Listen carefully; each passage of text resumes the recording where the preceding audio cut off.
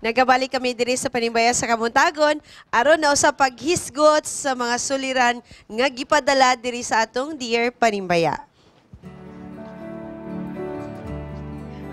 Dear Panimbaya, na ako'y boyfriend nga 3 years na mi. Then lately, sige mi og away kay sige man siya magselos good.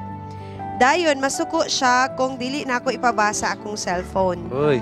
Need pod ko magsigi og explain kung naa ako picture sa Facebook kung naa ako kauban nga lalaki.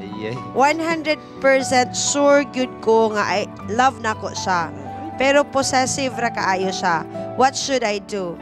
From Sir 915-120 ang last number. Wow. Okay. We are so happy nga full pack ang atong guest karong kabutagon. Og sila mga lalaki. Og ang nagpadara babae. Og ang possessive lalaki. Wow. Okay, but maminaw sa tao og wisdom gikan sa babae. Lovely. Okay. Sa ako lang, you have to talk to your boyfriend and you tell him nga dili ka ganahan nga mura na kang natuok. So napud kay social life and especially uya pa mo so dili pa mo minyo. So actually he has still no right para murag siya ang muhawid sa imuhang life or murag siya gahimo og chain bitaw siyang liog kay ikaw uyab dili iro. Ana lang. So you have to talk to him and then tell him nga kinahanglan sa 3 years na ninyo karon pa siya magselos. So dapat ang trust magpadayon lang gihapon because kung mawala na gani na magsige siya og inana, your relationship would be in danger. Lisod kaayo ng padayonon nga inana ang inyong sitwasyon. Okay, I like Okay. that, ha? Okay, Wing. Okay. Ikaw, Wing. Kaning usahay mga lalaki, dili ni gusto nga masalisihan. Nang gitawag nga salisi ba. Picture ka diya niya, agbay-agbay niya, wata kabalo ba sino niya salisi boys na.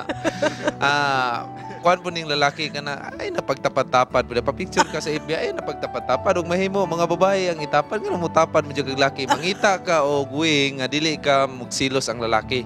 Kay ang lalaki, pag makakita ni, uy, murag lamang-lamang ni skuan ng laki ha. Murag lain ni.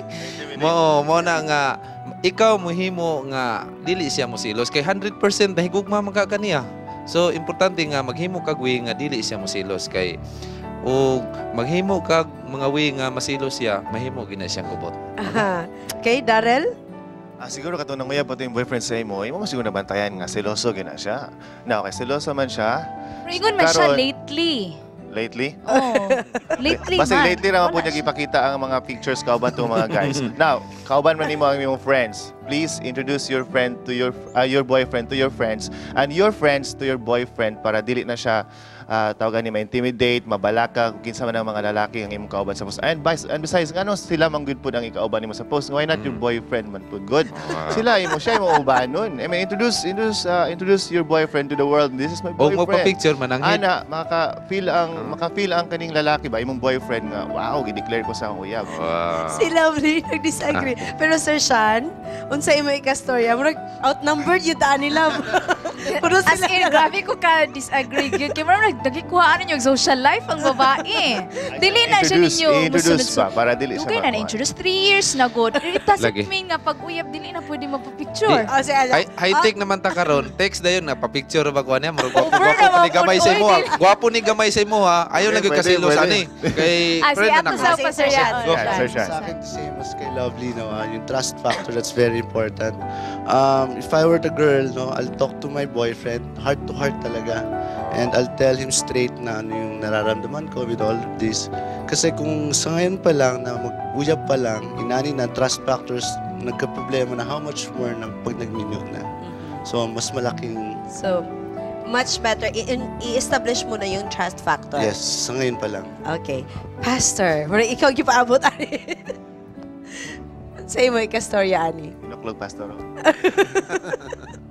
Kailangan ba yun nga ihatag na ako akong cellphone to my boyfriend o pwede niya i-scan o ang akong Facebook? Unsa imong hunahuna ni Pastor? Actually, gisulti sa balang kasulat ng love covereth all things. Og na-mention ni Lovely og ni Sean nga ang pinaka-important nga key diha is trust. Yes.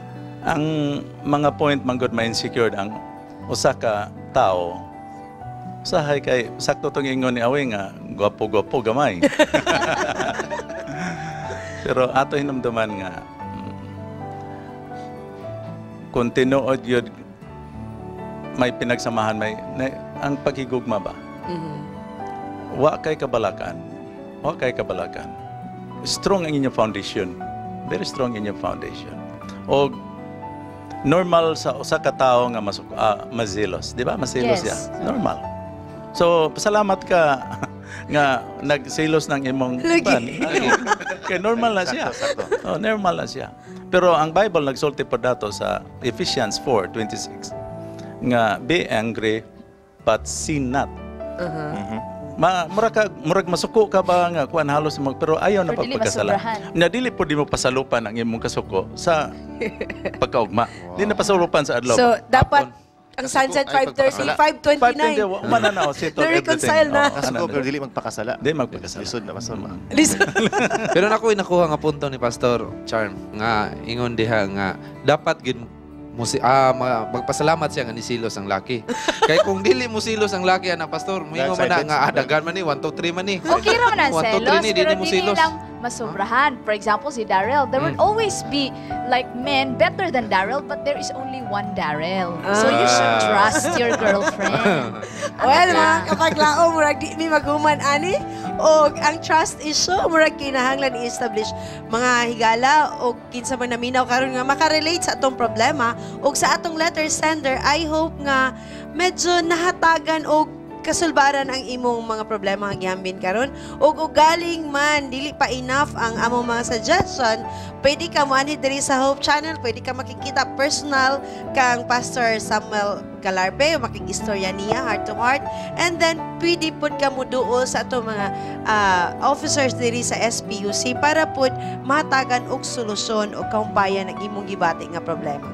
Mga kahigalaan, alas 7 na usab ang takna sa kabuntagon, amo kamong gihangyo sa pagpakig-uban kanamo sa atong 777 prayer.